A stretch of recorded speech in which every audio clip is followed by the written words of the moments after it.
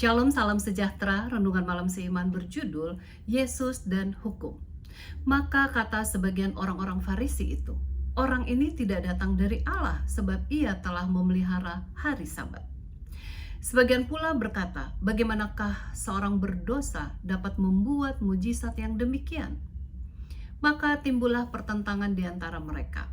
Yohanes 9 ayat 16. Menurut orang Yahudi, Yesus seperti pelanggar hukum. Sebab pemeliharaan Yesus akan hukum Allah tidak sesuai dengan kehendak mereka. Apakah memang Yesus pelanggar hukum Sabat? Alkitab sendiri yang mengatakan bahwa Yesus selalu berbakti pada setiap hari Sabat. Lukas 4 ayat 16. Yesus sendiri yang menciptakan dunia. Dia telah berhenti dari pekerjaannya menciptakan dunia pada hari ke-7. Kita bisa baca dalam Kejadian 2 ayat 1 sampai 3. Dan Yesus adalah Tuhan atas hari Sabat. Markus 2 ayat 28. Sebagian yang menjunjung tinggi akan hukum Allah, maka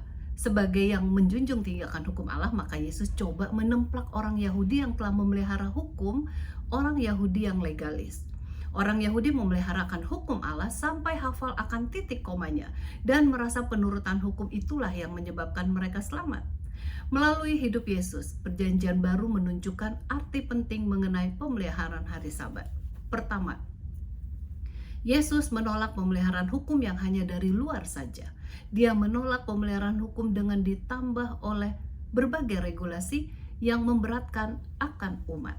Yang kedua, Yesus menunjukkan bahwa Torah bukan seperti pengertian ajaran para rabi pada masanya, bahwa hukum itu hanya untuk orang Yahudi. Dia melihat hukum sebagai sesuatu yang universal dan berlaku untuk semua orang.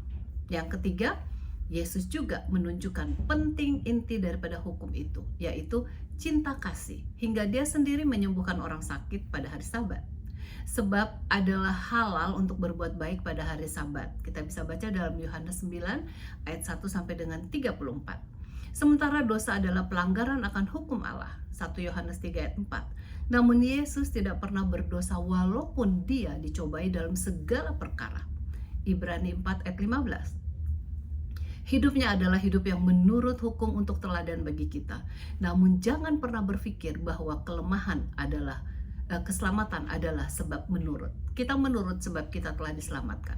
Dan keselamatan telah diberikan hanya oleh kasih karunia Allah. Efesus 2 ayat 8 dan 9. Kiranya kasih karunia itu akan menghasilkan penurutan yang penuh sukacita yang menjadi pengalaman hidup kita masing-masing. Tuhan Yesus memberkati.